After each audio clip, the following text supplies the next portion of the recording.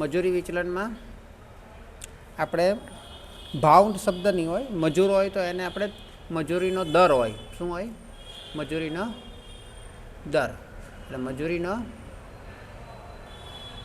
દર. આ મજૂરીનો દર છે તે સમય પ્રમાણે હોય. અને સમય એટલે મેઇન વસ્તુ આપણે આ બે વસ્તુ જોવાની છે કે મજૂરીનો દર અને મજૂરીનો સમય આ બંનેનો ગુણાકાર કરીએ એટલે આપણે ખર્ચ મળે. બરાબર. તો અહીંયા આપણે મજૂરી વિચલનની અંદર, મજૂરીના વિચલનોની અંદર આપણે મજૂરીનો દર અને મજૂરીનો સમય આ બે વસ્તુ અગત્યની છે. અને તો ઉદાહરણ નંબર 18 કરીએ તો એની અંદર વિચલનો બધા સેમ જ છે. જેવા માલ સામાનમાં વિચલનો હતા એ જ સેમ વિચલનો મજૂરીના વિચલનો છે, પણ થોડાક નામમાં ચેન્જ થશે અને થોડુંક એક વિચલન વધારાનું આવશે, એ આપણે જોઈ લઈશું. એને તો સૌથી પહેલું શું આપેલું છે? આપણે ઉદાહરણ નંબર 18ની વાત કરીએ તો એક કારખાનામાં ચૂકવેલ મજૂરીની વિગતો નીચે પ્રમાણે છે, તેના આધારે મજૂરી દર વિચલન શોધો. ભલે આપણને દર વિચલન પૂછેલો છે, પણ આપણે શક્ય એટલા વિચલન આમાંથી શોધીશું. તો આની અંદર આપણે શું લખશું? પ્રમાણ દર એટલે કે સ્ટાન્ડર્ડ રેટ, ખરેખર દર એટલે કે સ્ટાન્ડર્ડ એકચ્યુઅલ રેટ, પ્રમાણ સમય. હા, આપણે છે ને કલાકની જગ્યાએ સમય શબ્દ વધારે સારો પડશે, કેમ કે ક્યારેક દિવસમાં આપેલું હોય, ક્યારેક કલાકમાં આપેલું હોય, ક્યારેક અઠવાડિયામાં આપેલું હોય, તો આપણે સમય શબ્દ જ વાપરશું. એટલે સ્ટાન્ડર્ડ ટાઈમ અને ખરેખર સમય એટલે કે એકચ્યુઅલ ટાઈમ. આ ચાર તો આવે જ. પછી જ્યારે જરૂર પડે તો બીજા અમુક શબ્દો આવે, જેમ કે સુધારેલો પ્રમાણ સમય છે. બરાબર. પછી ખરેખર સમયની જગ્યાએ ક્યારેક ખરેખર લીધેલ સમય આવે. બરાબર. કારણ કે ઘણીવાર એવું થાય કે પાવર જાય, મશીન બગડી જાય, તો અમુક સમય આપણે પૈસા તો પૂરેપૂરા ખરેખર સમયના ભરવા પડે, હે ને. મજૂરોને બોલાવેલા છે 8 કલાક માટે કામ કરવા માટે, તો આપણે તો 8 કલાકના પૈસા એને ભરવા જ પડે. હવે 1 કલાક લાઇટ ગઈ તો એ બિચારો શું કરે? એને પણ ખરેખર એને કામ તો 7 કલાક જ કર્યું હોય ને. તો ખરેખર એ લોકોની કાર્યક્ષમતાની વાત કરીએ તો એ લોકોની 7 કલાકની કાર્યક્ષમતામાં એણે કામ કર્યું કે ભાઈ. એટલે ખરેખર લીધેલ સમય, કામ કરવા માટે ખરેખર લીધેલ સમય કેટલો એ આપણે અલગ ગણવો પડે. જો તમને નિષ્ક્રિય સમય આપેલો હોય તો. બરાબર છે. હવે આ દાખલાની અંદર 2 પ્રકાર છે, 2 વસ્તુ છે, એટલાની અંદર અલગ અલગ છે ભાગ. તો આની અંદર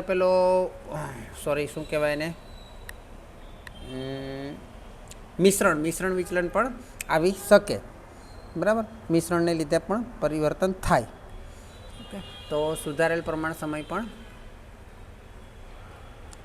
આપણે ગણવો પડે, રિવાઇઝ સ્ટાન્ડર્ડ ટાઈમ.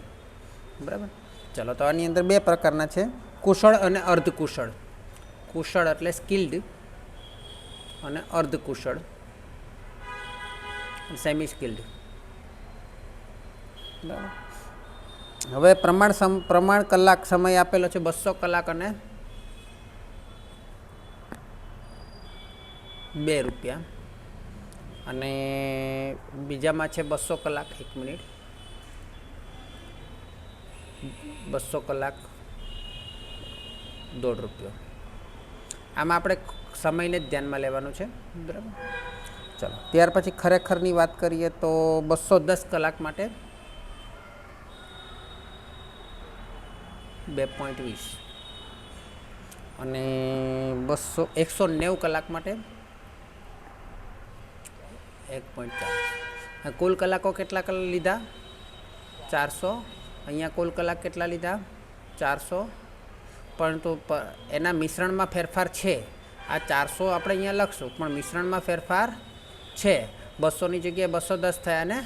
તો આપણે 400 જે કુલ છે તેનું સ્ટાન્ડર્ડ જે છે એના પ્રમાણમાં આપણે ફેરવીએ તો 200 અને 200 જ આવશે, હે ને. એટલે મિશ્રણ વિચલન આવે. બરાબર.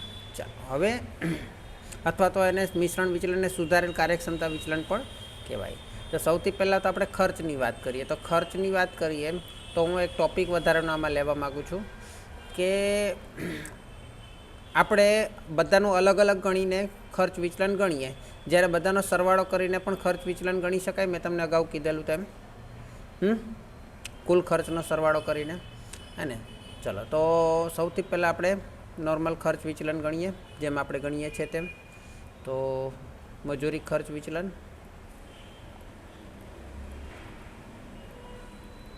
ખર્ચ વિચલનની અંદર તો જે પ્રમાણ સમય અને ખરેખર સમય છે તે જ લેવાનો. શું આવશે સૂત્ર?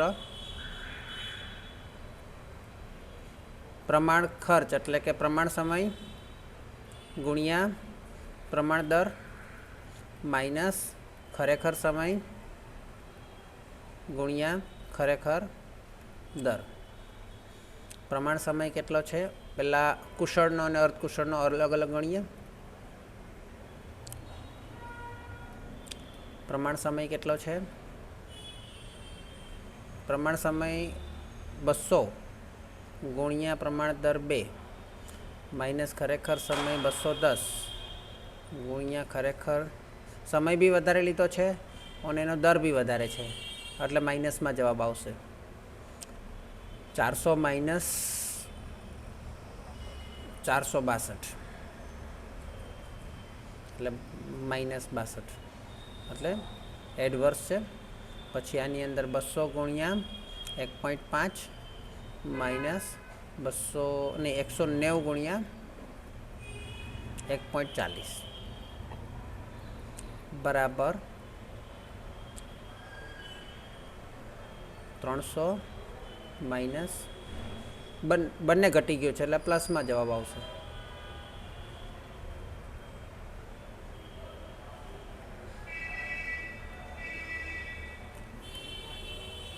એટલે કેટલા આવ્યા? 266. ઓકે, એટલે 34 પ્લસ એટલે કુલ કેટલો આવશે? માઇનસ 28. બરાબર છે. હવે મજૂરી ખર્ચ વિચલન છે બે વસ્તુ પર આધાર રાખે, એક તો એનો દર અને એક સમય. તો દરની વાત કરીએ તો મજૂરી દર વિચલન જે આપણને પ્રશ્નમાં પૂછેલો છે હે ને. મજૂરી દર વિચલન, મજૂરી દર વિચલન એટલે કેનું વિચલન કરવાનું છે? દરનું. એટલે દરની બાદ બાકી થશે તો દરમાં પ્રમાણ દર માઇનસ ખરેખર દર અને સમય કહેવાય એટલે શું? ખરેખર લીધેલ સમય. ચલો તો કુશળ માટે અને અર્ધકુશળ માટે. કુશળ માટે ખરેખર સમય 210 પ્રમાણ દર 2 માઇનસ 2.20 અને ખરેખર સમય 190 ગુણ્યા 1.5 માઇનસ 1.4. ઉપરનું છે તે માઇનસમાં આવશે. માઇનસ 0.20 ગુણ્યા 210 કેટલા આવે છે?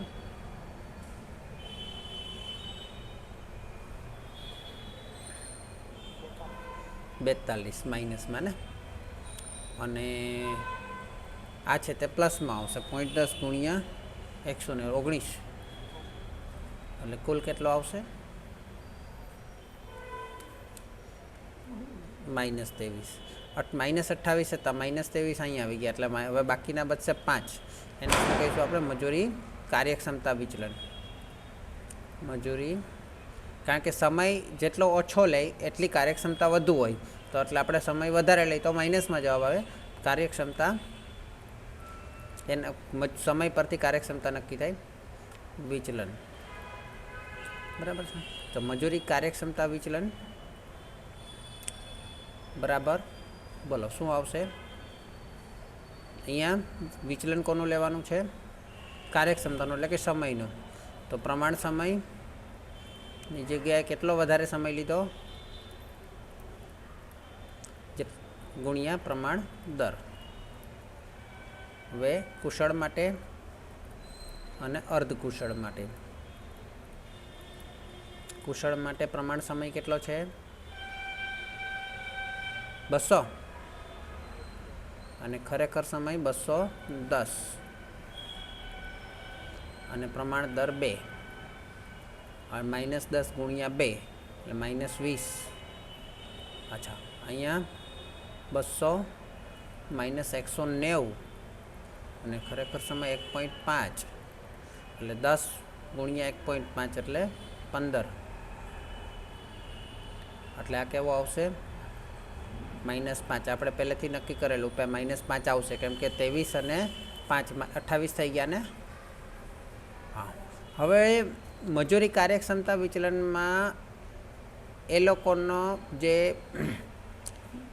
આપણા શું કહેવાય મિશ્રણ જે છે એ મિશ્રણમાં ફેરફાર થયો છે, અને મિશ્રણમાં ફેરફાર થયો છે પણ કુલમાં ફેરફાર થયો નથી. કુલમાં ફેરફાર નથી થયો, મિશ્રણમાં જ ફેરફાર થયો છે. બરાબર છે? એટલે શેમાં ફરક પડશે? કયું વિચલન આવશે?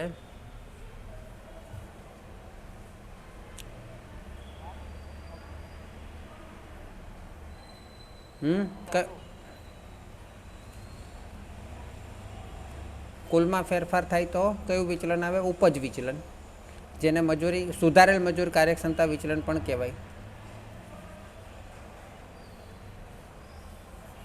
અને મિશ્રણમાં ફેરફાર થાય તો મિશ્રણ વિચલન. પણ અહીંયા મિશ્રણ વિચલન અને મજૂરી કાર્યક્ષમતા વિચલન સેમ જ આવશે, કારણ કે ઉપજ વિચલન આવશે નહીં, કારણ કે કુલ સરવાળો સરખો છે ને.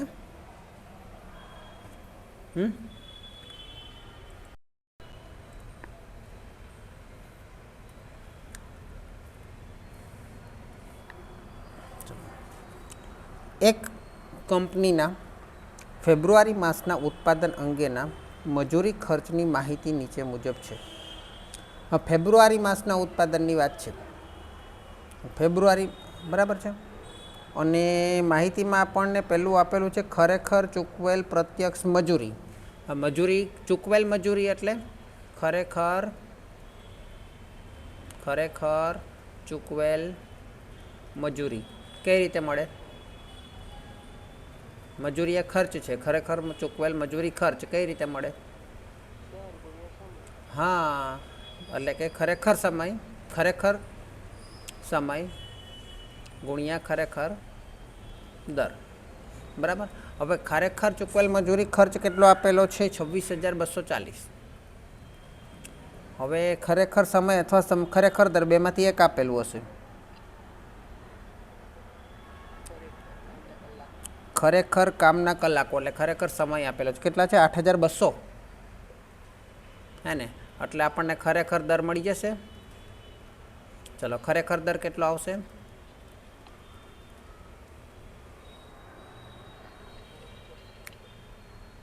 છેદમાં આવશે.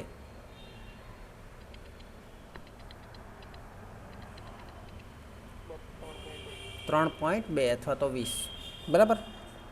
ચલો, હવે બીજું શું આપેલું છે? પ્રમાણ કલાકો. પ્રમાણ કલાકો આપી દીધા છે. કલાક દીઠ મજૂરીનો પ્રમાણ દર આપી દીધેલો છે, એટલે પ્રમાણ બધું આપી દીધેલું છે. એટલે આપણે લખી દઈએ પ્રમાણ દર, ખરેખર દર, પ્રમાણ સમય, ખરેખર સમય. તો પ્રમાણ દર કેટલો છે? 3. ખરેખર દર 3.20 આપણને મળ્યો. પ્રમાણ સમય કેટલો આપેલો છે? 8,640. અને ખરેખર સમય કેટલો લીધો? 8,200 કલાક. બરાબર. આ બધું કલાકમાં છે, ઉપર લખી દેવાનું કલાકમાં. બરાબર. ચાલો, હવે એક જ વસ્તુ છે એટલે આપણને દર મળી જશે જે માગે તે. પહેલો કયું શોધશું આપણે? મજૂરી ખર્ચ વિચલન. મજૂરી ખર્ચ વિચલન બરાબર પ્રમાણ ખર્ચ માઇનસ ખરેખર ખર્ચ. ચલો, પ્રમાણ ખર્ચ કેટલો છે? તો કે 3 ગુણ્યા 8,640. 8,640 ગુણ્યા 3. અને ખરેખર ખર્ચ તો આપણને પ્રશ્નમાં જ આપી દીધેલો હતો ને. કેટલો આવશે બોલો? 25,920 માઇનસ 26,240. ચલો, બાદબાકી કરો.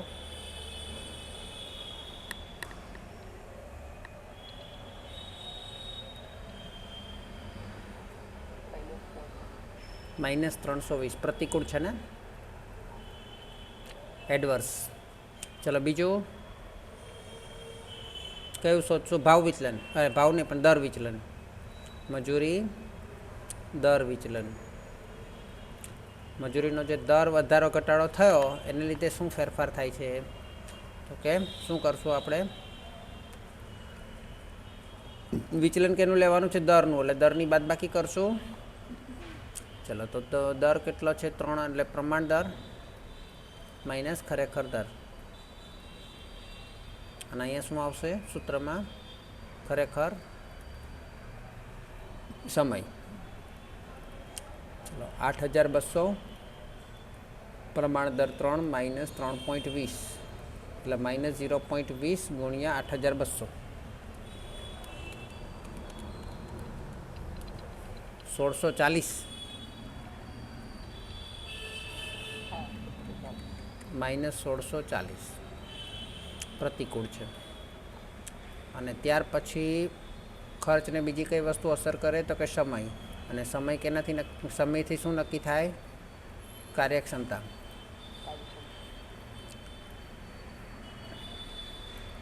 ચલો કાર્યક્ષમતા વિચલન એની અંદર પહેલાં બાદબાકી આવશે ને પછી અચળ આવશે.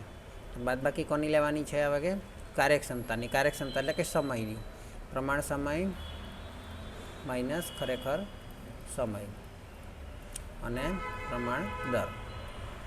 પ્રમાણ સમય કેટલો છે? 8640 માઇનસ ખરેખર સમય 8200 અને પ્રમાણ દર કેટલો છે? 3 રૂપિયા. ચલો બાદબાકી કરો.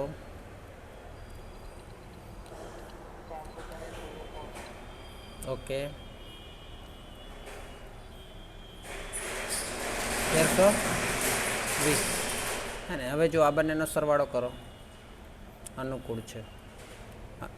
1320 માઇનસ 1640 320 આવે છે. તાળો મળે છે. ઓકે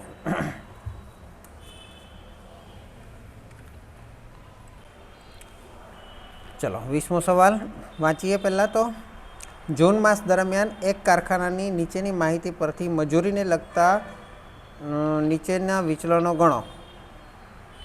હવે પહેલું આપેલું છે રોકેલ કામદારની સંખ્યા, પ્રમાણ અને ખરેખર. પ્રમાણ 200 છે, ખરેખર 180 છે. હવે અહીંયા તમારે ધ્યાન આપવા જેવું છે. રોકેલ કામદારની સંખ્યા તો ઠીક છે. દરેક કામદારની સરેરાશ માસિક મજૂરી આપેલી છે. એક કામદારની, બરાબર. એક કામદારની માસિક મજૂરી કેટલી છે? 600 અને પેલું છે 720 એ સરેરાશ છે, બરાબર. મહિના દરમિયાન કામકાજના દિવસો આપેલા છે 25 અને 24, બરાબર છે. એ બધું ઠીક છે. છેલ્લે આપણને આપેલું છે મહિના દરમિયાન ઉત્પાદનના એકમો. હવે આપણને જે પ્રમાણ આપેલું છે કેટલા એકમો ઉત્પાદન કરવા માટેનું આપેલું છે?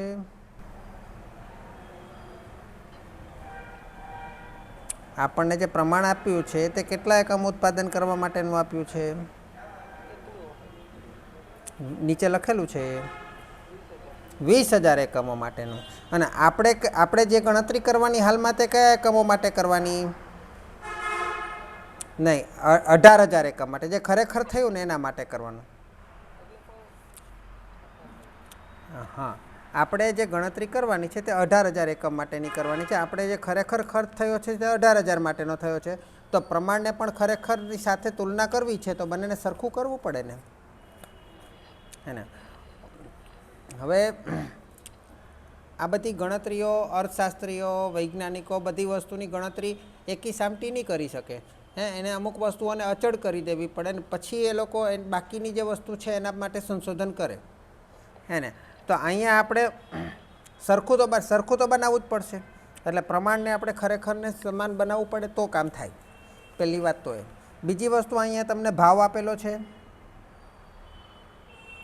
અહીંયા તમને રેટ આપેલો છે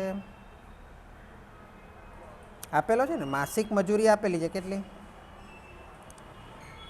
600 આપેલી છે, હા ને. પણ એ માસિક આપેલું છે. હવે અહીંયા આપણી પાસે કલાક નથી, દિવસોની વાત કરી છે. તો આપણે અહીંયા દિવસ પ્રમાણે ગણવું પડશે. હે ને? તો એક દિવસની મજૂરી કેટલી? માસિક મજૂરી 600, તો એક દિવસની કેટલી?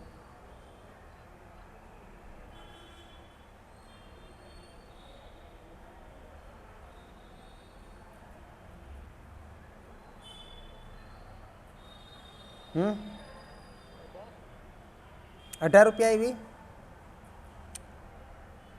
₹18 આવી? અરે ભાઈ, એક મહિનાના 600 છે, તો એક દિવસના કેટલા? હા, એક મહિનાના 600, તો એક દિવસના કેટલા? તો હવે એક મહિનાની અંદર કેટલા દિવસો ગણશું? 30 નહીં, આની અંદર દિવસો આપેલા છે જો, 25 દિવસ ગણવાના, બરાબર છે? 25 દિવસ ગણવા પડે ને? 25 દિવસના ₹600 આપવાના થાય, તો એક દિવસના કેટલા આપવાના થાય? ₹24, બરાબર છે? તો આ દિવસની મજૂરી છે. હવે કલાકની નથી, દિવસની છે, એટલે મેં સમય લીધું સૂત્રની અંદર, બરાબર? એ જ રીતે બાજુમાં બીજું આપેલું છે, હે ને, કે 24 દિવસના ₹720, તો એક દિવસના કેટલા?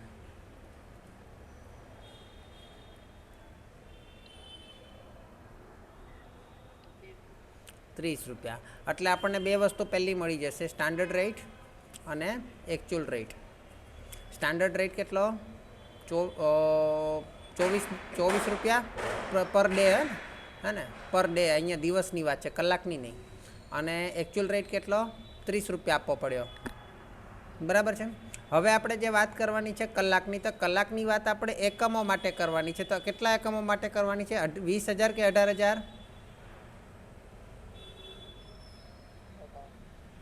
18,000 એકમો માટે, 18,000 એકમો માટે દિવસોમાં આપણે જે વાત કરી તે કલાકમાં નહીં, પણ કેમાં વાત કરીએ છીએ? દિવસોમાં, હે ને? હવે આપણે બે વસ્તુ શોધવાની છે, સ્ટાન્ડર્ડ ટાઈમ દિવસોમાં અને એકચ્યુઅલ ટાઈમ દિવસોમાં, હે ને? નહીં કે કલાકમાં, કારણ કે કલાકની આપણે ગણતરી જ નથી કરી શકવાના, એ દિવસોની વાત છે. તો હવે 18,000 એકમ માટે એકચ્યુઅલ ટાઈમ કેટલો આપેલો છે? ટાઈમ બી આપેલો નથી, આપેલો છે?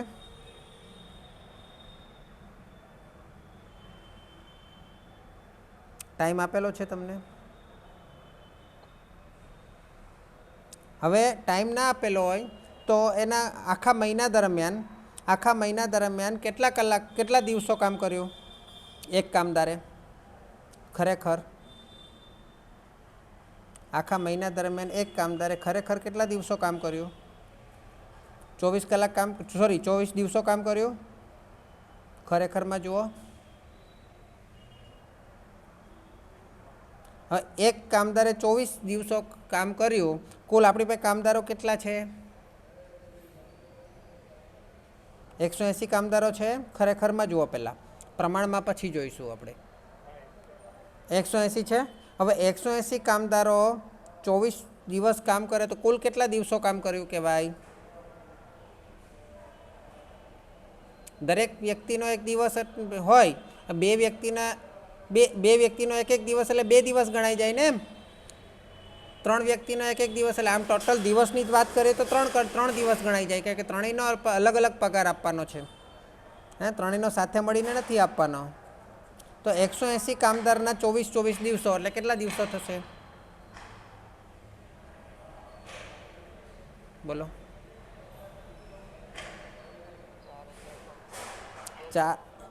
વેરી ગુડ, 4,320, એકદમ બરાબર, હે ને? સરસ, બહુ સરસ. હવે આ કેટલા એકમો માટે છે? 18,000 એકમો માટે. એ તો ખરેખરનું છે, સાચું છે, કંઈ નહીં.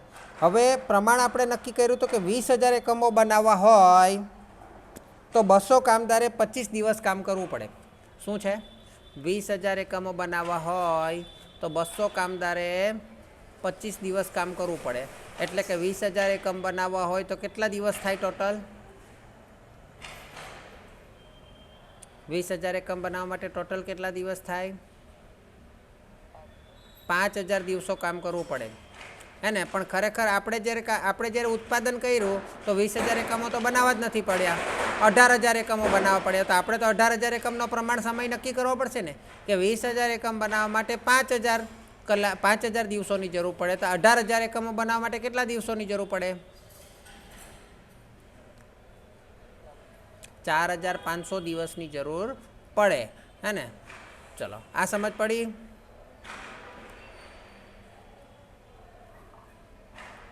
આ સમજ પડી?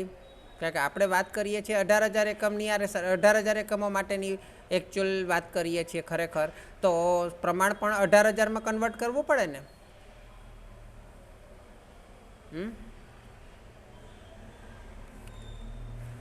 પ્રમાણને પણ 18,000માં કન્વર્ટ કરવું પડે ને, તો સાચો જવાબ મળે ને આપણને. ક્લિયર? ચાલો, હવે આપણી ગણતરી શરૂ કરીએ. શું બીજું કંઈ આપેલું છે વધારાની માહિતીમાં? કંઈ જ નથી, વિચલનો ગણવાના છે. ઓકે, ચલો. તો પહેલું કયું આવશે? ચલો, સૂત્ર નહીં લખું, ડાયરેક્ટ કરીએ તો ચાલશે? ખર્ચ વિચલન. બોલો, ખર્ચ વિચલન કયું આવશે? ખર્ચ વિચલન બરાબર standard time into standard rate minus actual time into actual rate. ચલો, સ્ટાન્ડર્ડ ટાઈમ કેટલો છે?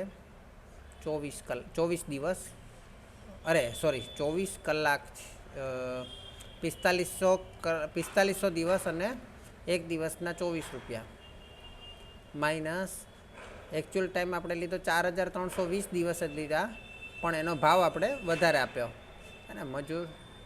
ચલો, તો 4500 ગુણ્યા 24 કરો, 1,08,000 માઇનસ 1,29,600 પણ છે. ઓકે, ચલો, બાદ બાકી કરો, માઇનસમાં આવશે ને 21,600, એટલે માઇનસમાં આવ્યું, એટલે પ્રતિકૂળ. હા, ચાલો. ત્યાર પછી દર વિચલન, મજૂરી દર વિચલન બરાબર દરનો ડિફરન્સ લેવાનો છે ને. દર આપણે પાછળ લખીએ છીએ, standard rate into minus actual rate અને એકચ્યુઅલ ટાઈમ. ચલો, એકચ્યુઅલ ટાઈમ કેટલા દિવસો લીધા? 4,320 દિવસ લીધા, અને કેટલો વધારે રેટ આપ્યો આપણે? તો કે 24ની જગ્યાએ 30, એટલે 6 રૂપિયા વધારે રેટ આપ્યો ને, એટલે આપણને નુકસાન થાય, એટલે માઇનસમાં 4,320 માઇનસ ગુણ્યા -6,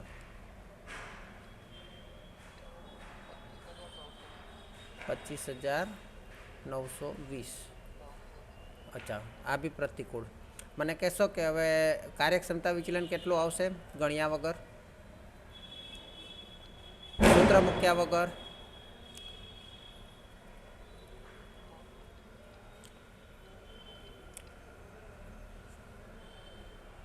આમાંથી આ બાદ કરી દો.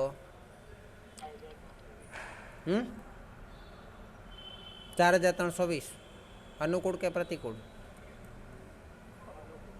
અનુકૂળ. Okay, very good. ચલો, હવે કાર્યક્ષમતા વિચલનનું સૂત્ર મૂકીએ તો સ્ટાન્ડર્ડ ટાઈમ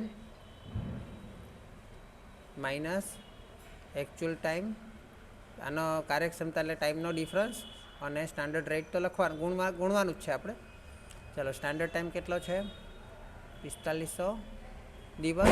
એની જગ્યાએ આપણે કેટલા દિવસો આપવા પડ્યા? ઓછા દિવસો આપવા પડ્યા, ભલે 24 રૂપિયાના હિસાબે.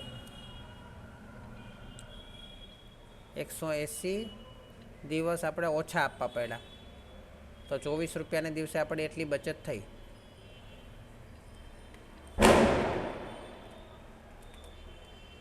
કેટલા?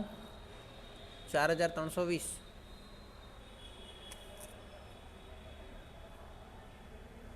ઓકે, આ અનુકૂળ છે, સાનુકૂળ અનુકૂળ.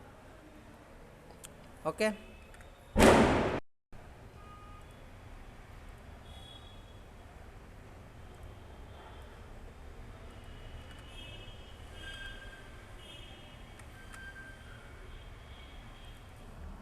ચલો હવે 21મું આપણે ગણેલું નથી ને 21મું કે 21મું ગણેલું?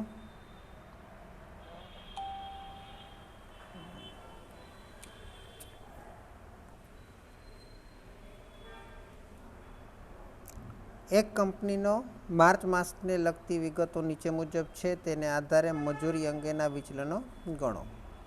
કુલ પ્રત્યક્ષ મજૂરી ચૂકવેલ આપી દીધેલી છે. ચૂકવેલ મજૂરી એટલે મજૂરી ખર્ચ બરાબર ખરેખર સમય.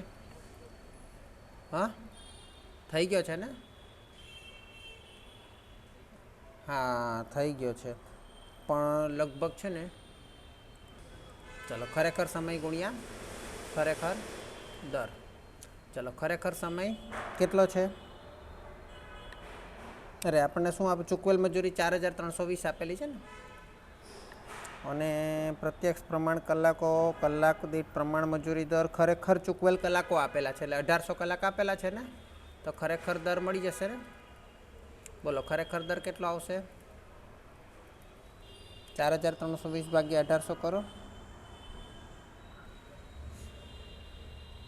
જલ્દી કરો. 2.4 અથવા 2.40 બરાબર. ચાલો હવે આની અંદર જો આપણે શું શું બનાવવું પડશે તમને સમજાવી દઉં. આની અંદર છે ને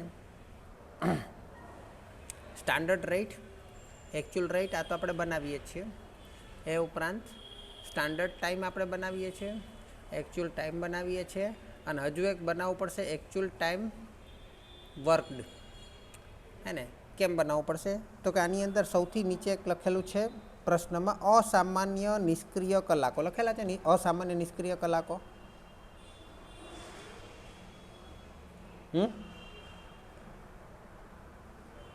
પ્રશ્નમાં સૌથી છેલ્લી લાઈન કઈ છે? અસામાન્ય નિષ્ક્રિય કલાકો. હે ને? તો જો આપણે લખીએ સ્ટાન્ડર્ડ રેટ કેટલો આવ્યો? કેટલો આપેલો છે? 2. એકચ્યુઅલ રેટ કેટલો આપેલો છે? 2.4. સ્ટાન્ડર્ડ ટાઈમ કેટલો આપેલો છે? 2000 કલાકો. એકચ્યુઅલ ટાઈમ કેટલો લીધો? 1800 કલાકને આપણે મજૂરી ચૂકવવાની. 1800 કલાક આપણે મજૂરોને બોલાવેલા હતા. પણ નિષ્ક્રિય કલાક અસામાન્ય કારણસર જે થયો એટલે કે લાઇટ ગઈ અથવા મશીન બગડી ગયું એને કારણે મજૂરોને આપણે પગાર તો ચૂકવવો જ પડે. પણ મજૂરોએ કામ કર્યું, મજૂરોએ કામ નથી કર્યું. તો કેટલા કલાક નથી કર્યો? 80 કલાક. તો 1800માંથી 80 કલાક ઓછા થઈ જાય તો મજૂરોએ ખરેખર કામ કેટલું કર્યું? કેટલા કલાક કર્યું? 1720 કલાક કર્યો.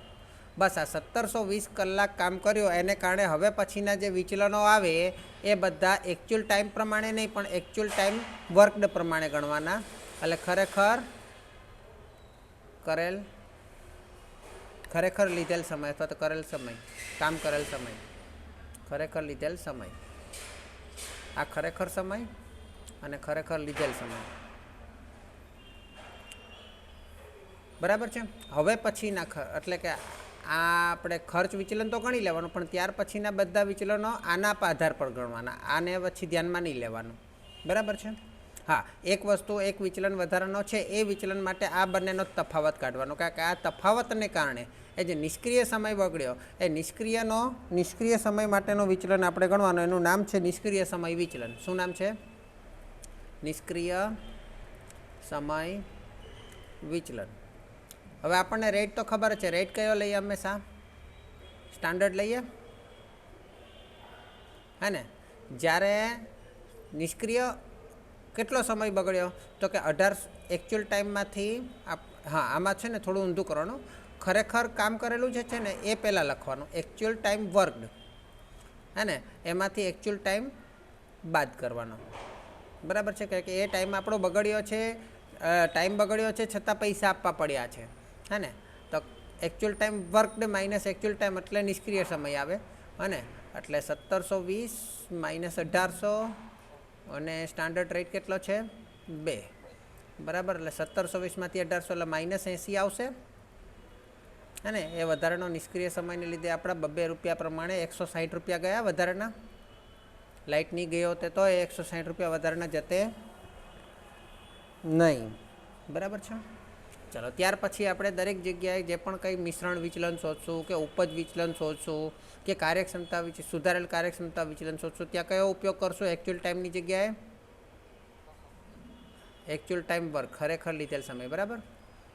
ચાલો 22મો કરીએ.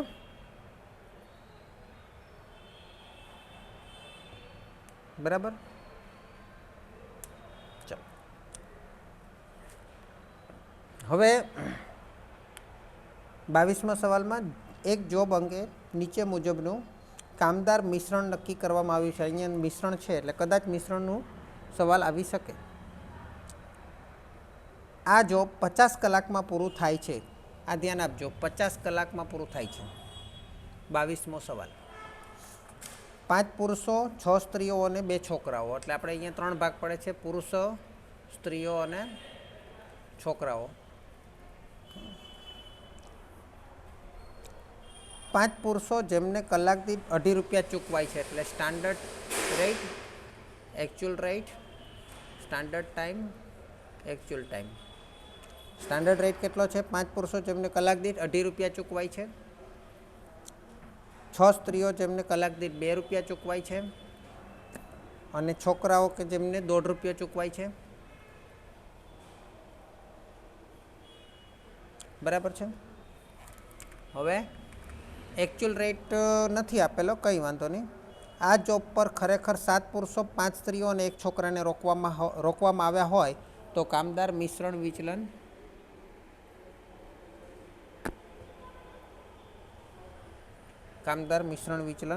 શોધો. મિશ્રણ વિચલન શોધવાનું છે, કંઈ નહીં.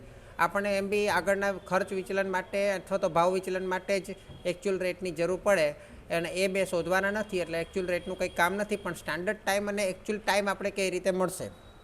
બોલો, કોઈ મને કહેશે સ્ટાન્ડર્ડ ટાઈમ કઈ રીતે મળશે? બોલજો.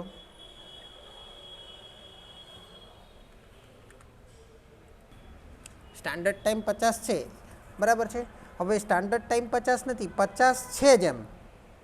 એક ટોટલ એક મીન્સ કે ટોટલ 50 કલાકમાં કામ પૂરું જ થાય છે, સ્ટાન્ડર્ડ હોય કે એકચ્યુઅલ.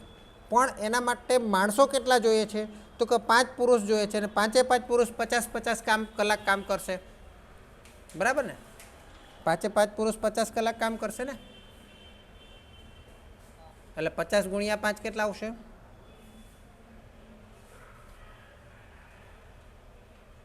પુરુષોએ કેટલો? 250. પછી એ રીતે સ્ત્રીઓ માટે 6 સ્ત્રીઓને 50 માટે 50 કલાક કામ કરે એટલે ટોટલ આપણા કલાક 300 જશે. અને 2 છોકરાઓ 50 કલાક કામ કરે એટલે 100. પણ ખરેખર એ લોકોને જોબ પર 7 પુરુષોની જરૂર પડી. 5 પુરુષોની જગ્યાએ કેટલા પુરુષોની જરૂર પડી? 7 પુરુષોની. 7 પુરુષોના કલાક કેટલા થશે? 350, 50 કલાક પ્રમાણે. પછી 5 સ્ત્રીઓની જરૂર પડી. 6ની જગ્યાએ 5, એક સ્ત્રી ઓછી લીધી છે તો 5 સ્ત્રીઓ પ્રમાણે 250. અને એક છોકરો, 2 છોકરાની જગ્યાએ એક જ છોકરાને બોલાવ્યો એટલે કેટલા થશે? 50. તો મિશ્રણ તો અહીંયા દેખાય જ છે, કારણ કે અહીંયા બીજો કોઈ પેલું નથી હે ને. એટલે મિશ્રણમાં સ્ટાન્ડર્ડ ટાઈમને સ્ટાન્ડર્ડ રિવાઇઝ ટાઈમ કરવાની જરૂર નથી, કારણ કે સરવાળો પાછો સરખો જ આવશે. જોજે સરવાળો કેટલો આવે છે. અચ્છા, અહીંયા કેટલો આવે છે? જો કદાચ અલગ આવે તો આપણે રિવાઇઝ સ્ટાન્ડર્ડ ટાઈમ કરશું. બરાબર? હા, સેમ જ છે. એટલે આપણે રિવાઇઝ સ્ટાન્ડર્ડ ટાઈમ કરવાની જરૂર નથી, એ આપણો આ જ ટાઈમ છે. એટલે મિશ્રણ વિચલન મળશે ડાયરેક્ટ. મિશ્રણ વિચલન બરાબર દર તો એ જ લેવાનો છે, સ્ટાન્ડર્ડ રેટ. અને મિશ્રણનો ડિફરન્સ લેવાનો છે. મિશ્રણનો ડિફરન્સ એટલે સ્ટાન્ડર્ડ ટાઈમ અથવા તો રિવાઇઝ સ્ટાન્ડર્ડ ટાઈમ અથવા સ્ટાન્ડર્ડ ટાઈમ જે હોય તે માઇનસ એકચ્યુઅલ ટાઈમ. એટલે બધાનો અલગ અલગ આપણને પુરુષ, સ્ત્રી અને છોકરાનું અલગ અલગ મિશ્રણ છે તો અલગ અલગ દર મળશે. પુરુષને આપણે વધારે લેવા પડ્યા તો એમાં નુકસાન થશે, હે. -100 આવશે ગુણ્યા એનો રેટ 2.5 રૂપિયા છે સ્ત્રીમાં એક ઓછી લેવી પડી તો એમાં આપણને 50નો ફાયદો થશે, 50 કલાકનો, અને 2 રૂપિયા લેખે એટલે 100 રૂપિયા થશે. અને છોકરામાં બી એક ઓછો લેવો પડ્યો તો એમાં બી 50 કલાકના ફાયદો થશે અને 1.5 રૂપિયા પ્રમાણે. તો આમાં કેટલા આવે છે? -250. આમાં કેટલા આવે છે? +100. અને આમાં કેટલા આવે છે? 75. ચલો હવે મને કહો જો એ ટોટલ કેટલું આવે છે?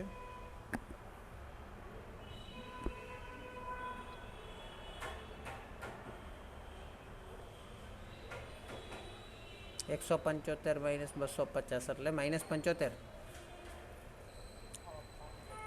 પ્રતિકૂળ. ચલો સમજ પડી આ દાખલામાં?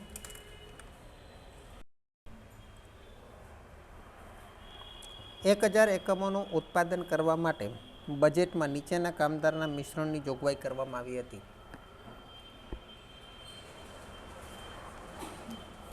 પાછળ જોઈએ તો આખી રકમ પહેલાં વાંચી જવાની. કુલ પ્રમાણ કલાકો, કુલ પ્રમાણ ખર્ચ 30 પુરુષો, કલાક દીઠ 0.40 લેખે 50 કલાક માટે, 20 સ્ત્રીઓ કલાક દીઠ 0.30 લેખે 30 કલાક માટે, અને 10 છોકરાઓ કલાક દીઠ 0.20 લેખે 20 કલાક માટે. બધું આપી દીધેલું છે. જુઓ તમે 30 પુરુષોના 50 કલાક ગુણો જોઈએ કેટલા થાય? 30 પુરુષોને 50 કલાક વડે ગુણો જોઈએ કેટલા થાય? કુલ કલાકો કેટલા થાય પુરુષોના? 1500 થાય ને. 1500 આપી દીધા છે ને ગુણીને. અને એનો દર 0.40 વડે ગુણો જોઈએ 1500 ને કેટલા થાય? 600 આવે છે.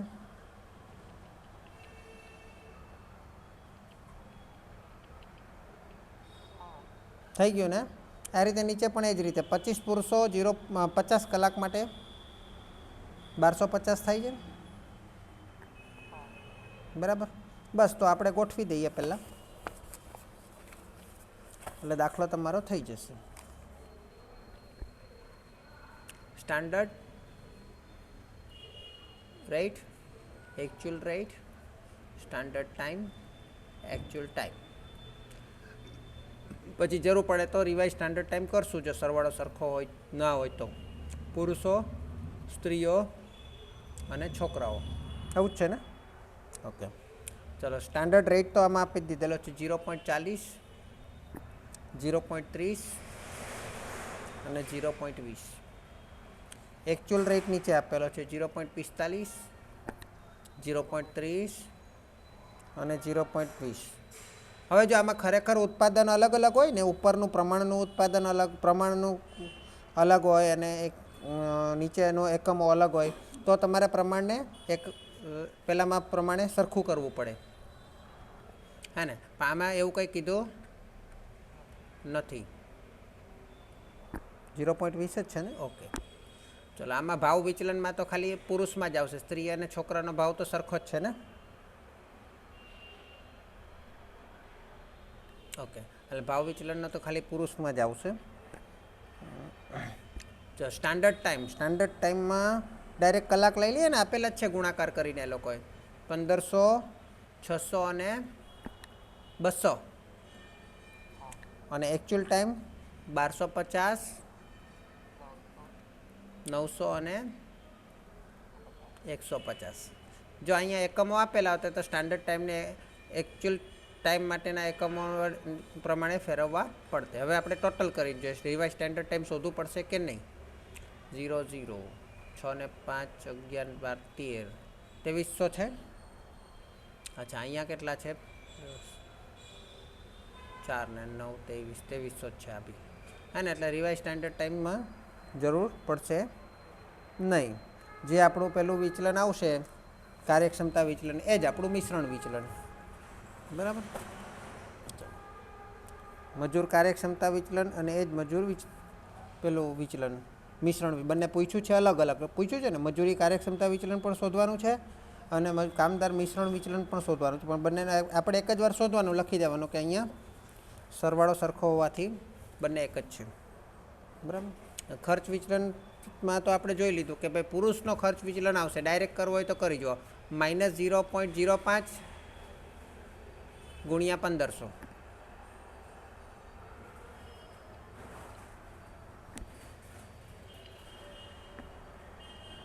ખર્ચ વિચલન નહીં, પેલો ભાવ વિચલન, દર વિચલનની વાત કરું. અરે 1500 નહીં, 1250. આમાં સ્ટાન્ડર્ડ ટાઈમ થોડી લેવાય. 0.05 ગુણ્યા 1250.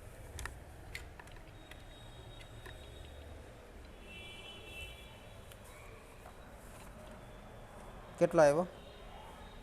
62.50 આવ્યો હે ને? 62.50 પ્લસમાં આવ્યો, માઇનસમાં આવ્યો ને?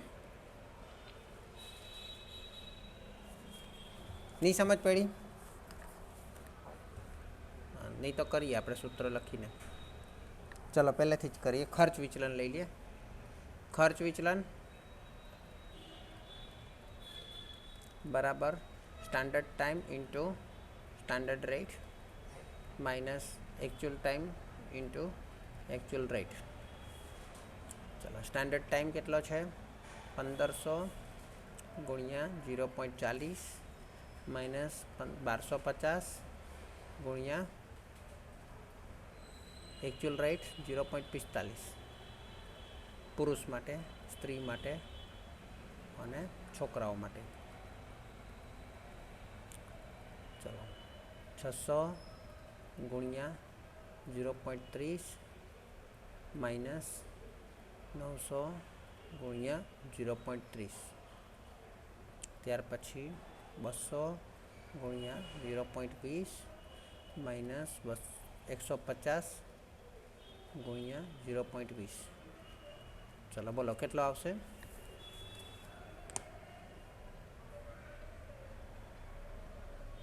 પહેલામાં 1500 ગુણ્યા 0.40, 15 ચોખ્ખું 60, 600 અને 1250 ગુણ્યા 0.45, 562.5 માઇનસ 600 એટલે માઇનસ 37 નહીં, 37.5 કે માઇનસ 37.5 પ્લસ આવે છે. ઓકે હા, પહેલાં 600 છે બરાબર. અને આમાં તો 0.30 કોમન નીકળી જાય એટલે 300 ગુણ્યા 0.30 90.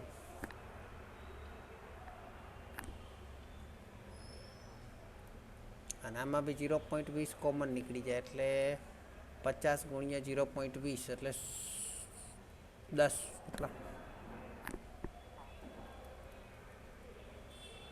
એટલે 37.5 પ્લસ 10 માઇનસ 90 માઇનસ 42.5.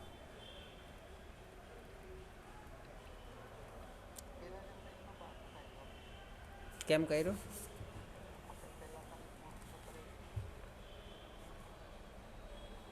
એ તો પેલું ભાવ વિચલન હોતેલું ને. હા એ તો ભાવ વિચલન. માલ સામાનમાં નહીં, એટલે દર વિચલન કરેલું આપણે. સોરી, હવે આપણે જે દર વિચલન શોધવાનું ને, હા એ 62.5 આવ્યું બરાબર. કારણ કે એમાં તો આ બંને કોમન નીકળી જશે. અને હવે જે આપણે પેલું શું કહેવાય, કાર્યક્ષમતા વિચલન અથવા તો મિશ્રણ વિચલન શોધવાનું ને, એમાં બી આ બંને સેમ જ આવશે, 90 અને પ્લસ 10 જ આવશે. કેમ? કારણ કે એમાં પેલું તો કોમન નીકળી ગયેલું 30 અને 20, એ તો સરખું જ છે. એટલે એ તો 10 અને 90 અને 10 જ આવશે. એમાં ખરેખર તો પુરુષમાં જ ફેરફાર થશે. કારણ કે જો પુરુષમાં જ પેલું થશે, પુરુષનું જ આપણે અલગ શોધવાનું રહેશે ને એ બી 62.5 જેટલું અલગ આવશે. તો મિશ્રણ વિચલન, મિશ્રણ વિચલન માટે શું કરશું આપણે? Standard time minus actual time અને સ્ટાન્ડર્ડ રેટ. ચલો પુરુષ, સ્ત્રી અને છોકરા.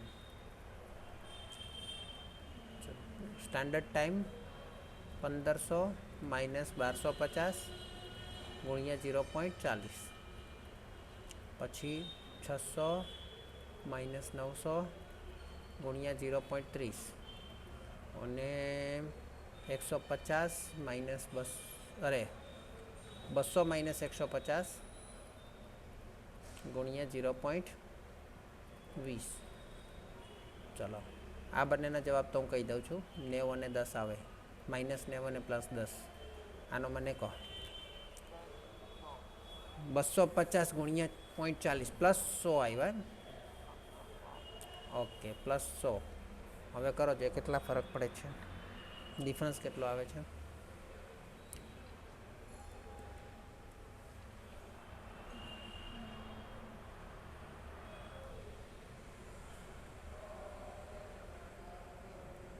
વીસ પ્લસ આવ્યા ને, આ +20 છે, આ +62.5 છે, નહીં -62.5 હશે, કારણ કે પહેલાં 40ના 45 થયા ને, એટલે -62.5. આ બંનેનો સરવાળો કરો એટલે -42.5 આવે છે.